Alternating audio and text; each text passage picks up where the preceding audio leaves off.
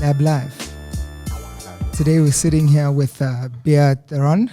Can I say Theron? You know, there's always like, people always want to correct you when you say Theron or Theron. How do you actually say? Well, in Afrikaans you say Tron. What? Yeah, Tron. See, you're adding enough. I wanted to hear this Tron. intro. In Afrikaans you say Tron. Yes, but I think Charlize Theron has universalized it to be Theron. So that's And very you've accepted. acceptable. You've accepted it that way. Yeah. And Theresho, you are Theresho. Everywhere you I'm go. Theresho, man. It's Theresho. People don't even ask how to pronounce. It's Theresho everywhere. Theresho, yeah. Okay. Today we're sitting with you guys because we really wanted to speak to people who are experienced with events and branding. And we're sitting here with somebody who's got a lot of experience in events. We're talking to Theresho, who's, my experience with him, he was the first guy to book me for Opi Kopi and put me in front of a stage. The first show I was ever scared to perform. But he really gave me an opportunity, and ever since then he's been giving me opportunities and really teaching me about the event space, and he's always been a positive figure in terms of getting information. So I had to call you up today to try pick your brain and give our listeners a little bit of insight. And Bea is I gotta get this right. I gotta get this right because I wanted to say marketing manager of Jägermeister SA, but it's not actually a marketing manager. It is an MAE. No, it's the experiential manager. You see? but very we close. Keep learning. So Bea is the marketing experiential marketing manager. That's right. At Jägermeister South Africa. Yes, What's also known as arts and culture manager on other brands. If that elaborates a little bit on what I do. What's the difference between a marketing manager and experiential manager? I think experience and experimenting. Or arts and culture manager. Yeah. Let's use that term. A marketing manager, also known as a brand manager, looks after more of the trade, the on and the off trade, and the e-commerce side of things. Basically, a marketing manager manages the whole team, the whole team of the whole brand team. Okay. Also looking closely after things like shipment and numbers, and really carrying the relationship for the globe on a global side of things. Okay. So mine is very more refined towards the arts and culture or the music pillar of things. Translation. Translation. We're talking to a big boss. That's all you need. That's all you need to know. That's a big boss. That's somebody that you need to know. Where are we? Where are we? 2020. Yep. We started off the year with a bang. Still there, 2020. Are we still in 2020? I keep waking up wishing that it was over, that we're going to wake up in the new year. Fast forward, man. But 2020, the year started off with a bang. We saw the rise of many great events, many great brand partnerships that were happening, and many great campaigns and activities that were happening in the music space and the arts and culture space. And come March or April, whichever one you want to call it, everything sort of stands still and everything stops. Where are we right now in terms of events and brands being involved in events? I think I'll jump in. We're in a weird place. So I think our market has definitely matured a lot. And by that, I mean the eventing sector has grown, like in leaps and bounds over the years. We used to have traditional festivals, key national events that used to happen.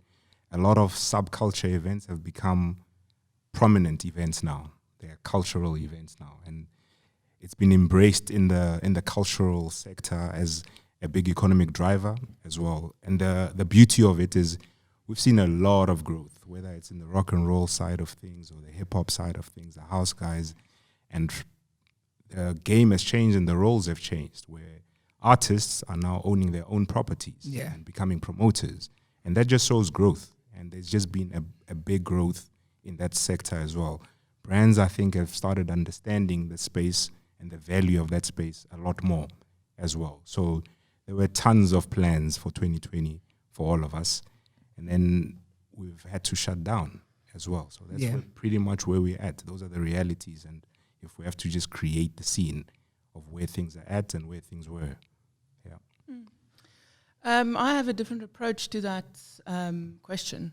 I actually think that we are in a very exciting space at the moment with a lot of new things happening and a lot of new opportunities opening up for up-and-coming creatives and established artists. Yeah. At the beginning of the shutdown or the pandemic, we saw a lot of these plans that we had in these festivals started adapting to go online and alter the experience to be a virtual experience. And at the beginning, we all thought it was a solution, a plan B, and we kind of just went through it. And I, at some point, even thought they were not that great. The experience is in essence just a plan B. And then at some point, something started changing for me where I realized there is so much potential in a virtual show. Yeah. I saw, just as we think the internet cannot become any more important to us, it used just to be a social communication tool. Now it's a social lifeline tool. Yeah. And I've seen how it's actually become a shared experience. Yeah. And I've witnessed some really intimate, great shared moments with other people. And I think that is something that can come into play in real life. That is something that we can take away from the pandemic and move forward. And I think now's the time that we all become students again and sit up and listen and look into all the gaps available to us and the lens that's currently on us and see how we can take that and move that forward. For a brand like Jägermeister, we know that you're in the business of selling a beverage.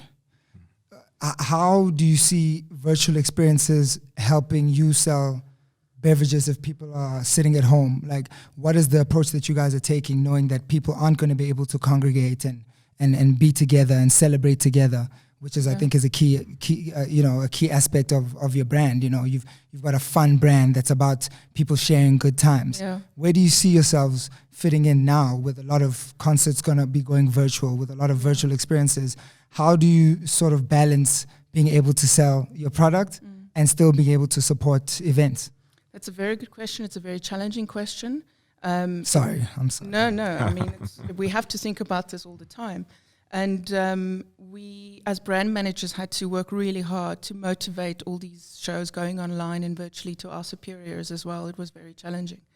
But there is definite potential. It's in engagement and it's in brand equity. Yeah. Jägermeister is very big about brand equity. It's about tone of voice. It's about the personality of the brand. It's about us supporting a lifestyle before you support or before you push people to the market. And that, in essence, becomes the success of a brand. I'm startled when people tell me I market a liquor to people. And I'm like, oh, wait, I do that. Yeah. But I don't. It doesn't feel that way. I didn't even study marketing. I sell an idea. I sell a lifestyle. But just to answer your question a bit better, we have to look at how sports have been doing it. If rugby or if sports can do it, then so should arts and culture.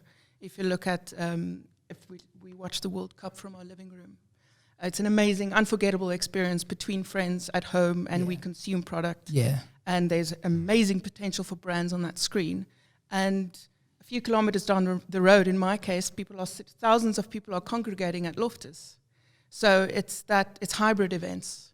There's definitely opportunity in something happening live somewhere and still being able to have a shared experience in isolation, so to speak. So now is not the time for promoters or artists who want to, dabble into throwing events or creating experiences for their fans. It's not the time for them to be afraid of doing that. It's not the time for them to pull back and say, nobody's going to support me. Is this the time to start creating and start thinking of ideas that you can put forward? I think the whole situation has just created an opportunity to reboot everything. Literally reboot the world, reboot all sectors and industries, and reboot this particular sector that we're all passionate about, the event sector and the arts and culture side of things. And we've all had to look inward in terms of what is the leveler as well. So at the moment, we haven't been able to congregate at all. And a hybrid is where I think things are going to go. A hybrid model where people can congregate, and we are still going to push to have people congregate. I'm in the business of putting people together, creating shared fun experiences. And I don't think that is a very human thing to do as well. And I don't think we'll ever lose that. We might have had a pause about that now, but we'll get back into it, even if it's at 20% capacity, 30, 40, and grow it back to hopefully where it was as well. But what this situation has created is the dual experiences as well, where we can go digital as well. And not just beaming a stream to people, but putting a bit of production value in that stream as well, just so that we can engage with people's minds in a different way. Like, we've never done that, you know what I mean? We saw it happen at the BET Awards. I don't know if you caught the BET Awards. I mean, they did an amazing production, amazing live stream production, where it almost felt, it didn't feel like people sitting at home and performing their songs and then just handing in the video footage for them to be edited together. It felt like a bunch of music videos that created, it gave you an experience that you were actually watching a show. You weren't just watching people perform their songs, you were still giving a show. But I wanted to find out from both of you, because you guys have been around events for a long time. I believe you worked on Opikopi together at some stage. He was my boss for the longest time. Okay, my teacher. Okay, a good boss though. He wasn't one of those horrible bosses that. Come on now, don't wreck it. she didn't say anything. She just said. She just said. He was very hard on me. If anything. But you know what? I wanted to really find out, when I was coming up, events were shows. And, you know, I maybe because I was so young, but everything felt like a concert, and just a concert. You know, you'd buy a ticket for a certain artist, the certain artist was coming, and you're going to watch that show. Or a certain DJ is going to be DJing at this party. I don't want to mention any names. I don't want to give away my age, but certain DJ is going to be coming to this party at this venue. We have to go check it out, right?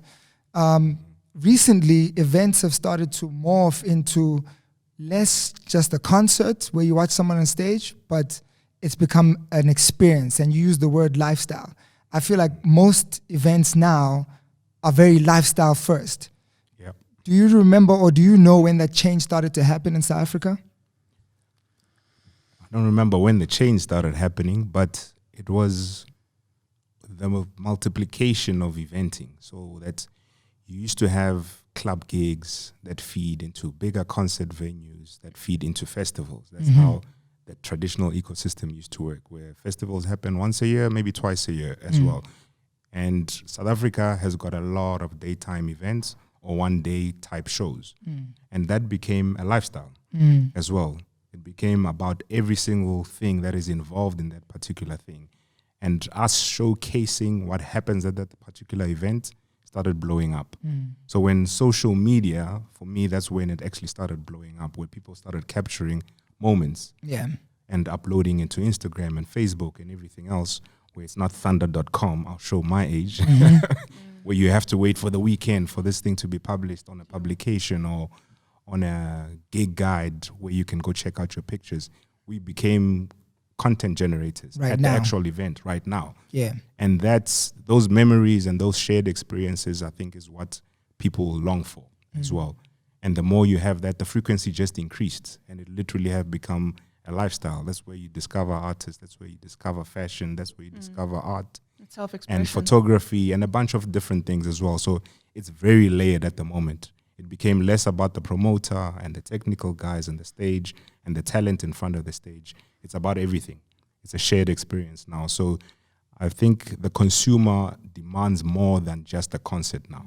It's very easy to just put up a concert and we're going to sell tickets and that's it. It has to be a journey. So whatever the communication that you're putting out 3 months before, so that you're at least tickling their imagination in a different way as well, and unpacking what this concept is about as well. So I think that's what has morphed into where we are at now, where events are lifestyles. No, and the same goes for brands, the way that they activate at events. as well. It's not just having your brand available behind the bar and driving sales and being affiliated to a great music act on stage. It's about adding that extra layer of experience through activation and providing that extra lifestyle. Are you when y'all sit around in a boardroom at Jägermeister and you're looking at what you've done for a previous event, and maybe there was another brand who did something that, you know, you might have felt a little bit jealous, or you felt like, oh man, that was really dope. Is there a little bit of a competition every time you do an activation at an event or any gathering? Is there a competition between your brand and other brands in terms of like, we've got to do something better than what that brand did? Or like, how does that conversation go? Oh, 100%. I've always wanted to know, how does the conversation go of like, yo, they kicked our ass on this one. This is what we're gonna have to do on the next one. Definitely. It's a competitive world out there, especially between the spirit brands and especially between the shooter brands. Yeah. There's a lot of spirit brands that play in the same sphere as Jägermeister. Jack Daniels is one. Converse would be one, but that's more clothing. Jameson's is also another one, and we do constantly compare ourselves. I'll beep all those out. I guess I'm not here to only represent Jägermeister. I can speak on behalf of the industry. Yeah. Of the industry, so that's what we used to do for many years, is represent brands and broker brands into sponsorship and partnership deals at festivals. Yeah. But yes, we are very jealous when another brand gets to get it very, very right, especially if it's with a niche market or a new target market or a market that we really try hard to tap into. Often we post-event would get an email from one of our big bosses, often from Global, saying, FYI, did you see what this brand were doing at the same event that we activated? Yeah. Any thoughts, any learnings? You know, reading between the lines is almost like saying, you need to up your game. But it's good. It keeps us on our toes. Everybody pull up their socks. Everybody pull up your socks. And then you go home and pull up the socks, and you come with all these ideas and present them. They're like, oh, we don't have budget We don't for have that. budget for this. Pull it back a little bit. Come back. 2020, interesting year.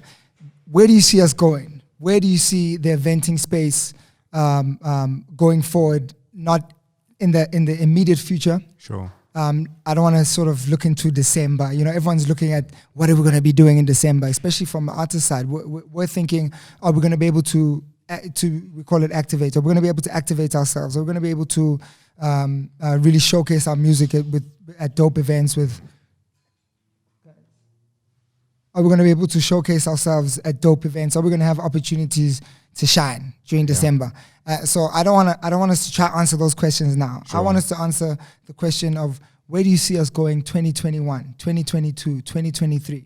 Do you think the industry will recover and go back to the same place it was, you know, a few months ago? Because, you know, business was booming, you know. There was events all over the place. Like you say, South Africa loves daytime events. South Africa loves to celebrate. Do you see us going back to that same mentality that we were in before, especially with the amount of spending that was happening with events? I think the event sector was on a growth trajectory that I've never seen in eventing as well. You know what I mean? What this opportunity has given us is, like I mentioned earlier, looking inward and speaking to each other. For me, what I've taken from these past few months is connecting with other promoters, like on another level that I've never connected with promoters.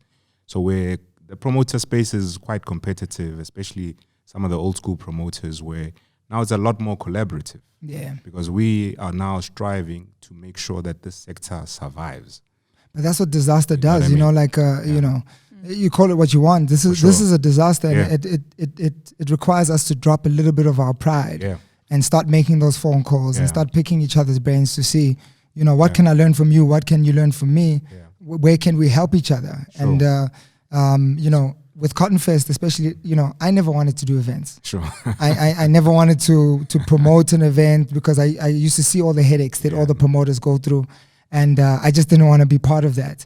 And when we finally got around to do the first Cottonfest, I started to understand how reaching out to people is actually going to make the vision happen. You know, and I've tried to keep that same mentality that it's not going to happen with me just thinking, oh, these are cool ideas, let's go ahead and do them. It's only going to happen by pulling together a whole bunch of people that can all help. And Cottonfest is only here because of, people like you that have gotten involved with our event to make it what it is. It's not the logo, it's not about Riky, it's really about people coming together to try and make something cool happen. And that's the beauty of eventing, is that particular event and product and property, whatever we want to call it, is made up by amazing minds. It's a collaboration between a lot of people, the talent, the photographers, the technical guys, designers, a lot of different people. So for me, is during this time, we've engaged, we've started WhatsApp groups, we've got platforms, and we've actually formalized it. Yeah. So that when we're engaging with brand partners or government or anyone else, is we're a bit more organized. It was too loose on the eventing side, where there are no formal structures or legal entities that house us. Yeah. So that when government wants to engage with you, who are they speaking to? Are they speaking to Promoter 101 or Promoter 2004? Yeah. So now we can go to government or two different legal bodies and speak in one voice, from the technical guys to promoters, music promoters as well. So that's what we've taken out of this space as well, so that we can present ourselves to government to say, guys, this is the plan that we are proposing to self-govern, to help open up this sector, and these are the measures that we're going to put in place in order to start to slowly open up the sector. Because if we're not proactive about that and we outsource that responsibility, nothing is going to happen at the pace that we need it to happen as well. Because there's a lot of people that make up the eventing space. Why do you think that's, I'm not saying that people haven't tried to get together. Sure. People have gotten together, I guess, in selected groups, but why do you think, we know why it's happening now, but why didn't it happen before? Where people really got together, especially for artists, we've been thinking like, why don't we have an artist union that we all know, that we know about? Yeah. There might be certain organizations that exist and that have been trying to bring people together, but we don't know about them, And we right now we're at a position where who's going to speak for us? For sure. Who's going to communicate to us or for us? Who's going to let the I don't want to say the government, but I'd rather say arts and culture. Sure. Who's going to go speak to arts and culture on behalf of all of us, and we have an understanding that that person is acting in our best interest? Yeah. Why didn't it happen before? I think trust is a big thing, and a fragmented industry where it's very competitive as well. Everyone has got their own plans and desires for their lane. You're building your own career, and you've got very set ways of how you see that playing out, where people never used to share their visions or their plans because someone might interrupt it or this, that, or interrupt. That's a nice way of putting it. That's a nice way. Someone might just steal your ideas. You know what I mean? Yeah. So when a disaster like this happens, it's a big leveler. That's what I was speaking about, a reboot, where it gave context to we are actually one industry. And if we're not speaking to each other, we don't really exist because our voices are not organized or shared with whoever we want to engage with, whether it's arts and culture. So then they don't know how to engage with us. And over the past 3 months, we've been engaging with other markets in Europe and in America, just getting learnings because they've started to slowly open up their sectors as well. Even that is an amazing thing. It made the world a lot smaller for us. So I think the competitiveness of it has kept us back a bit, but just being blown up and taking a step back gave us context of how big our market is. Our market is not that big. It's a small market. And with us wanting to start to export a lot of talent and do a lot of things on a global platform and on the continent, this has forced us to look inward to say, guys, let's organize ourselves and let's just get shit done. Yeah. Like, let's get together because we're in a very nice trajectory there. The talent is there, the creative product, what Cottonfest has done, where you're housing subculture and you've given them a platform where they can grow and blow up and be able to engage with brands and be taken seriously. And I see it being able to travel on the continent and being able to share experiences and stages with other festivals around the world, you know what I mean? But that would not happen if everyone just sticks in their lane, you know what I mean? That would never happen. For instance, for Opikopi, we collaborate with other promoters where we will give a promoter a stage to say, hey, we don't have it all figured out. We know what we know, but you've got a different market, you've got different experiences, and they come in and they challenge our thinking as well, you know what I mean? And that is the only way that we grow. We do exchanges with talents, and that's the only way that we grow as well. It's just making yourself a little bit more vulnerable with your creative product so that someone can give input towards it. And I think that is going to be staple diet going forward. Collaboration's been quite a big, I don't know how big, but it's been a big part of what Jägermeister does. And we've been seeing, can I say Jägi? Oh yeah. So we've been seeing Safe we've been seeing Jägi doing, a lot of collaborations. I saw a recent collaboration that y'all did with I think Thesis from Soweto. That's right. And let us know how you guys go about collaborating with youth brands and brands that aren't giving opportunities to brands like Thesis, who's a really grassroots organization, I guess. Absolutely. And just to take it back a bit in terms of collaboration, a lot of what you said now, we pick up with our relationship with the global team as well, in terms of the symbiosis between relationships, especially post-pandemic or during the pandemic that we pick up. We work a lot closer with the global team right now. We used to be in an isolation more. We didn't share ideas. Kept to ourselves. We were worried that other markets would be there first. We were worried to speak about international because they might take it or block it. Mm-hmm. So we see collaboration on a bigger scale as well. And we finally managed to collaborate because of this time with other markets, but also with the global market as well. And because of our amazing collaboration and during this time, we're unveiling urban culture, and especially during the time of Black Lives Matter, they're looking more towards cultures like ours. We see them picking up on these collaborations and really kind of taking learnings from it, exposing a lot of it, using it for their platforms as well. And that's so great because this now allows our artists like Muzi and Rouge and Robin Third Floor to create a global platform. And that's very important. Again, I need to reiterate how important this time is for the potential there is to grow a global market, because those are the things that we would take post-pandemic, and those are also the things that would spill out into other sections like tourism. So collaborations is key for us. And again, collaborations is the new word for sponsorships. We hate the word sponsorship. It's a partnership. It's a collaboration. It's a mutual respect for each other. We're not investing. We're not paying you to do anything. We're working together. It's mutual. Yes. Yeah. We take a little bit of what you've got, and you take some of what we've got. And it's not about the payment. It's about we also have restrictions and a brand Bible, and we also have an amazing affiliation that could do you well. Yeah. So yes. So what I get is that it's not all doom and gloom. No. It's a time to be hopeful. It's a time to be creative. Yeah. It's a time to create. Yeah. It's a time to get together. It's a time to get together. Doom and gloom, it's a tough time. That's the reality of where we are at. But it is the biggest leveler that's going to happen in our lifetimes. And that, for me, I see as an opportunity as well. Whether you are a big brand, small brand, we're all in the same space now. So we can literally redesign how we come out of this thing, and how the event sector comes out of this thing. How do we want to engage with brands coming out of this thing? So collaboration, I hate that word because it's become very cheap at the moment as well. But it's going to be the only way to transact and to exchange. It's going to be, because we have to build this thing bit by bit together. We're going to have to collaborate on everything. Well, thank you for coming tonight and collaborating with us. It's been amazing talking to you guys.